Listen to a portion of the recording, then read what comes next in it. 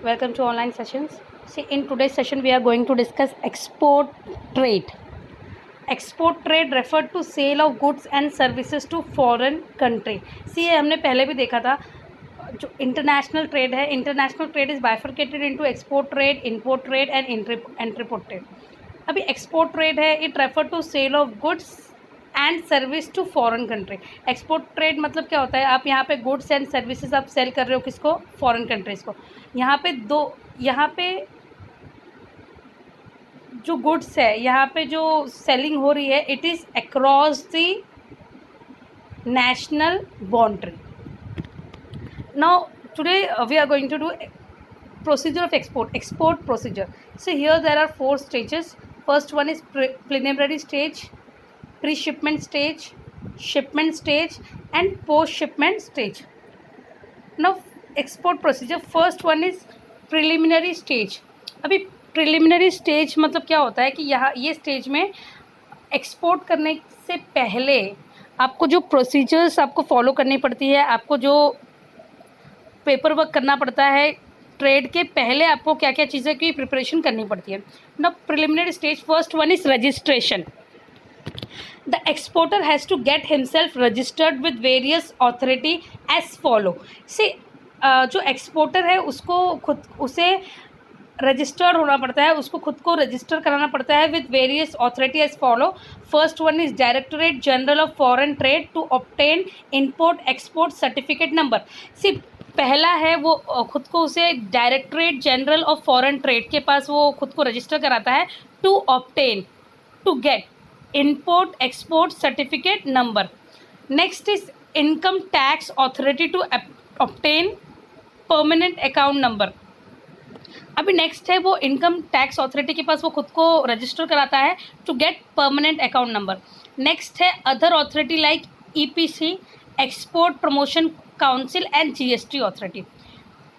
तो यहाँ पे फर्स्ट जो प्रिलिमिनरी स्टेज है, सबसे पहला है उसमें registration. The exporter has to get himself registered with various authority like first one is directorate general of foreign trade to obtain import export certificate number.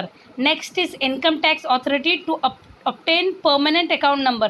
Next is other authority like EPC, export promotion council and GST authority. Now next is appoint of agent. After registration of exporter, after registration the exporter appoint agent or sales representative abroad to book order. The exporter may also open sales office in foreign country. See, जो preliminary stage है, सबसे पहले registration है, second है appointment of agent. यहाँ पे after registration एक बार हो गया तो एक्सपोर्टर अपॉइंट करता है, एजेंट्स को अपॉइंट करता है, सेल्स एग्जीक्यूटिव को अपॉइंट करता है abroad to book order so that he can book order. The exporter may also open sales office in foreign country. जो एक्सपोर्टर है वो अपना सेल्स ऑफिस फॉरेन कंट्री में भी ओपन कर सकता है. मतलब ही हैज़ एन ऑप्शन. अगर वो चाहता है तो अगर उसे चाहिए तो वो एजेंट को अपॉइंट करेगा, सेल्स रिप्रेजेंटेटिव को अपॉइंट करेगा abroad to book order. And if he wants he can also open sales office in foreign country. Now next is pre shipment stage. Receipt of order, first one is receipt of order. As soon as the order is received, the exporter must verify and confirm the order. The exporter check on the restrictions on import in importer country. See, सबसे पहला stage था preliminary stage, अभी second है pre shipment stage. Pre shipment stage में सबसे first one है receipt of order. जैसे ही जो एक्सपोर्टर है उसे ऑर्डर मिलता है वो वेरीफाई करता है, कंफर्म करता है order. The exporter check on the restriction on import in importers country. जो एक्सपोर्टर है वो चेक करता है restrictions on import in importer country. Next is LOC, letter of credit. The exporter request importer to issue a letter of credit in his favour. The receipt of letter of credit from importer's bank will clear the foreign exchange and other restriction. See, जो exporter है अभी वो importer को request करता है to issue letter of credit in his favour. तो जो importer है उसे लेटर ऑफ क्रेडिट इशू करना है एक्सपोर्टर को। तो जब लेटर ऑफ क्रेडिट जब रिसीव हो जाएगा फ्रॉम इम्पोर्टर, तो bank will clear the foreign exchange and other restriction. तो जो बैंक है importers, the receipt of letter of credit from importers bank will clear the foreign exchange and other restriction. तो ये foreign exchange और बाकी जो restriction है वो इससे क्लियर हो जाएगी लेटर ऑफ क्रेडिट से, LOC से। नेक्स्ट है pre shipment finance. The exporter obtained pre-shipment finance from his banker to meet working capital requirement। से हमने पहले चैप्टर में पढ़ा था, जो फाइनेंस है वो लाइफ ब्लड है हर बिजनेस का, एंड नाउ एंड देन जो बिजनेसमैन है उसको वर्किंग कैपिटल की रिक्वायरमेंट होती है। तो यहाँ पे जो एक्सपोर्टर है उसको भी वर्किंग कैपिटल की रिक्वायरमेंट है। तो जो एक्सपोर्टर है उसे वर्किंग कैपिटल जो है वो मिलता है उसके बैंकर से। The exporter obtain pre shipment finance from his banker to meet working capital requirement. Now fourth one is production of goods. The exporter has to produce goods as per buyers need. If the exporter is not a manufacturer, then he will get the ordered goods from the local supplier. See जो exporter है अभी वो खुद का जो goods है वो produce करेगा as per the buyer need. उसने एक्सपोर्ट ऑर्डर ले लिया है, वर्किंग कैपिटल इसको मिल गया है, तो अभी वो गुड्स को क्या करेगा, उसको प्रोडक्शन स्टार्ट करेगा। And if exporter is not a manufacturer, if he is not into manufacturing, then he will get the order goods from local supplier। अगर वो खुद नहीं मैन्युफैक्चर करता होगा तो वो लोकल सप्लायर से वो गुड्स को क्या करेगा, ऑर्डर करेगा। Now next is packaging. The goods must be properly packed before, because packing play 3 important role. First one is production of goods in transit, preservation of quality of goods, promotion of goods। See, the goods must be properly packed। जो goods होते हैं उसको properly pack किया जाता है, because packing play 3 important role। packing जो है वो 3 important role play करता है। production of goods in transit, वो goods को protect करता है in transit। preservation of goods of quality of goods, goods की क्वालिटी को प्रोटेक्ट करता है। And last one is promotion of goods, goods के प्रमोशन में पैकिंग बहुत इंपॉर्टेंट रोल प्ले करता है। Now next is ECGC cover, export credit and guarantee corporation. The exporter may obtain cover from ECGC। Such cover protect exporter against credit risk. So जो ECGC cover होता है वो exporter को protect करता है against credit risk. Example, if the importer failed to make the payment of bill, the exporter can be covered from ECGC to extent of the 90% of the loss। से अगर importer अगर पैसा नहीं दे रहा है, पेमेंट ऑफ बिल नहीं कर रहा है, तो एक्सपोर्टर कैन बी कवर्ड। जो एक्सपोर्टर है वो ECGC कवर से वो कवर्ड रहेगा to the extent of 90% of loss. 90% of loss से वो कवर्ड रहेगा। Now next is GST formalities, goods and service tax. The exporter need to complete GST formalities regarding export trade. जो exporter है वो GST formalities complete करता है regarding export trade. Now next is marine insurance. The exporter has to obtain marine insurance under CIF, cost insurance and freight contract. He has to pay necessary insurance premium and obtains insurance policy। जो exporter है he has to obtain marine insurance, उसे marine insurance obtain करना है under CIF, cost insurance and freight contract, CIF contract। He has to pay necessary insurance premium and obtain insurance policy।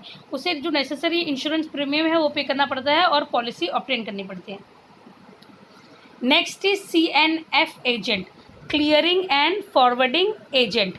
In export trade, CNF agent are also known as custom house agent। These agents are responsible for forwarding the goods। Say in export trade, CNF agent are also known as custom house agent। ये जो custom house agent है, they are responsible, these agents are responsible for forwarding the goods। goods को वहाँ से forward करने के लिए ये agency responsible people है। Next is shipment stage। First one is processing of document। Exporter prepare the shipping bill and get all the documents processed at the customs house। अभी जो एक्सपोर्टर है वो शिपिंग बिल प्रिपेयर करता है and जितना भी documents है get all the document processed, वो सारा डॉक्यूमेंट प्रोसेस करवा लेता है at custom house. Next is examination of goods. The CNF agent obtain carting order from PTA, post trust authority, to cart the goods inside the dock. CNF agent जो रहता है वो obtain करता है carting order from PTA, post trust authority, to cart the goods inside the dock. See once you obtain the karting order के बाद आप goods को डॉक के अंदर लेके जा सकते हो. Next is loading of goods. After examining the goods, custom examiner issue let export order. अभी गुड्स के गुड्स का पूरा एग्जामिनेशन होने के बाद वो पूरा एग्जामिन हो जाता है. उसके बाद CE इशू होता है. लेट CE जो कस्टम एग्जामिनर है इशू, CE क्या इशू करता है? Let export order. CNF agent then obtain let ship order from custom prevention officer. फिर CNF जो एजेंट है वो ऑब्टेन करता है let ship order from custom prevention officer. The goods are then loaded on ship for which a mate receipt is obtain. The CNF agent approaches shipping company and obtain a bill of lading. से goods के examine होने के बाद जो CNF agent है वो लोग late ship order receive करते हैं फ्रॉम कस्टम प्रिवेंशन ऑफिसर. उसके बाद गुड्स जो है वो शिप पे लोड हो जाती है and after that they get mate receipt. Goods ship पे लोड होने के बाद उनको मेट रिसिप्ट मिलता है. CNF agent approaches shipping company. उसके बाद जो CNF एजेंट है वो शिपिंग कंपनी के पास जाके they obtain bill of lading. Now last stage is post shipment stage, shipment advice. The exporter send shipping advice to importer informing him about dispatch of goods. He also send copy of packaging list, commercial voice and non-negotiable copy of loading along with advice letter. So जो exporter है वो send करता है shipment advice. क्या send करता है? Shipment advice to importer. उनको inform करने के लिए goods has been dispatched, goods को डिस्पैच कर दिया गया है. उसके बाद वो लोग पैकेजिंग लिस्ट भेजते हैं, कमर्शियल इनवॉइस भेजते हैं and non negotiable copy of loading along with advice letter. ये सारी चीज़ें वो लोग इम्पोर्टर को सेंड कर देते हैं. इसके बाद है presentation of document. The exporter submit all necessary document to bank for negotiation and realisation of export proceed. फिर उसके बाद जितना भी डॉक्यूमेंट है जो एक्सपोर्टर है वो बैंक के पास सेंड कर देता है for negotiation and realisation of export proceed. उसके बाद रियलाइजेशन के लिए ऑफ एक्सपोर्ट प्रोसीड वो आगे डॉक्यूमेंट फॉरवर्ड होने के लिए वो एक्सपोर्टर जो है वो सारा डॉक्यूमेंट किसके पास सेंड कर देता है? अपने बैंक के पास सबमिट कर देता है. Next is realization of export incentive. The exporter make an arrangement to obtain export incentive from the concerned authority. इसके बाद जो exporter है वो arrangement करता है to obtain, क्या obtain करने के लिए? Export incentive from concerned authority. The incentive include duty, drawback, refund of GST if paid, etc. Last one is follow up. Exporter should always have follow up after export to find buyer reaction towards the goods. See एक बार आपने goods को export कर दिया तो जो exporter है वो हमेशा फॉलो अप लेना चाहिए. He should always have follow up after export to find buyer reaction towards the goods, so that he can find out the buyers reaction, find out the buyer reaction towards goods. So with this I would like to end this session. Thank you so much.